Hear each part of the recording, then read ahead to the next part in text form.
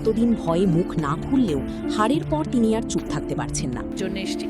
দিদি আমাকে বলেছিলেন আসতে, জয়েন করতে, এবং দিদি ভরসা রেখেছিলেন যে আমি ভালো কাজ করব, সেই জন্য আমার আশা।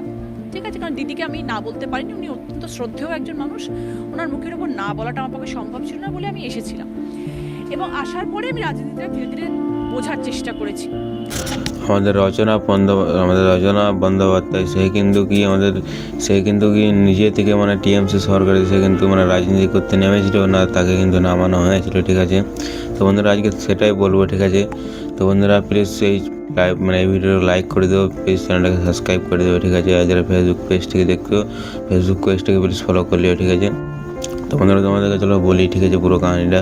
তো বন্ধুরা মানে আমাদের রচনা বন্দ্যোপাধ্যায়, ঠিক আছে, রচনা সে কিন্তু নিজে থেকে রাজনীতিতে সে কিন্তু আসে নাই। ঠিক আছে, তাকে কিন্তু রাজনীতি আনা হয়েছে। ঠিক আছে, আর তাকে কিন্তু ধমকে দিয়ে আনা হয়েছে, তার মানে মৃত্যুর ভয় দেখিয়ে তাকে আনা হয়েছে। ঠিক আছে, মানে টিএমসি পার্টির সরকার লোকটাকে কিন্তু ধমকে দিয়েছে, সেই জন্য সে কিন্তু তাকে সে মানে টিএমসি পার্টি করতে তাকে কিন্তু মানে মজবুরি হয়েছে। ঠিক আছে, মানে তাকে কিন্তু করতে হয়েছে। ঠিক আছে, সে কিন্তু নিজের ইয়েতে কিন্তু সে কিন্তু করতে যায় না। ঠিক আছে, সে কিন্তু টিএমসি এবং মমতা দিদি তাকে মমতা তাকে ডেকেছিল। ঠিক আছে, তাকে কিন্তু ডেকেছিল, আর সে কিন্তু সে একটা মুভি বানায়, তার কিন্তু অনেক ফ্যান ফলোয়িং আছে। ঠিক আছে, এবং তাকে কিন্তু মমতা ডেকেছিল, আর মমতা ডেকেছিল তখন কিন্তু আমাদের বাংলায় প্রায় 15 বছর ধরে সে কিন্তু রাজ করছে আমাদের বাংলায়, আমাদের মমতা। ঠিক আছে, সে কিন্তু তখন কোনো মানা করতে পারে না। ঠিক আছে, তখন কিন্তু আমাদের রচনা, ঠিক আছে, সে তাকে কিন্তু ডেকেছে, সে কিন্তু গেয়েছে। ঠিক আছে, সে তার কথাতে সে কিন্তু গেলছে। ঠিক আছে, আর সে কিন্তু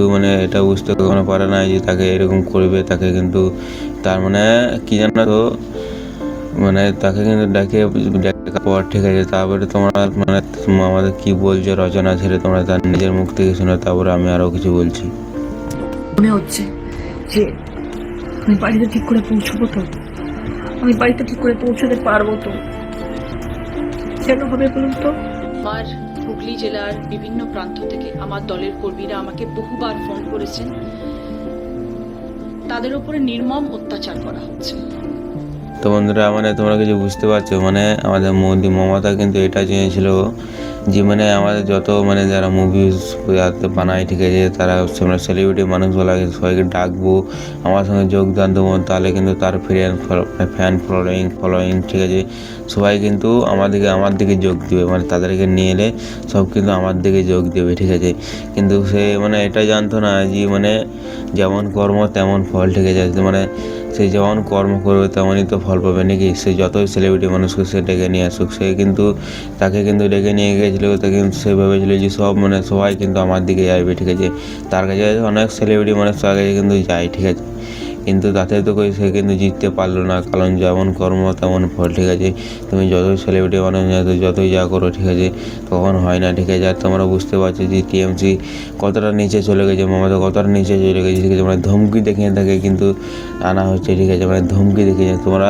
নিশ্চয়ই তার নিজের মুখ থেকে শুনলে। ঠিক আছে, কিন্তু তার ঘরে কিন্তু ভাঙচুরও করা হয়েছে। ঠিক আছে, তার পরিবারের প্রতিবেশ পাড়া প্রতিবেশ মানুষগুলোকে কিন্তু অসুবিধা হচ্ছে। ঠিক আছে, তাদের কিন্তু ঝামেলা মারামারি, ঠিক আছে, সব ভাঙাভাঙি এটা হচ্ছে কিন্তু টিএমসি সরকার এটা কিন্তু তাদের সব লোকগুলাকে করছে। ঠিক আছে, তাকে কিন্তু ধমকি দিচ্ছে। ঠিক আছে, তার জানলে এবার ভয় ধমকি দিয়েছে। ঠিক আছে, তোমাদের বুঝতে পারছি যে মমতা কত নিচে চলে গেছে। ঠিক আছে, তো বন্ধুরা আজকে ভিডিও এতটাই। ঠিক আছে, তো বন্ধুরা টাটা বাই বাই, পরে ভিডিও দেখা হচ্ছে।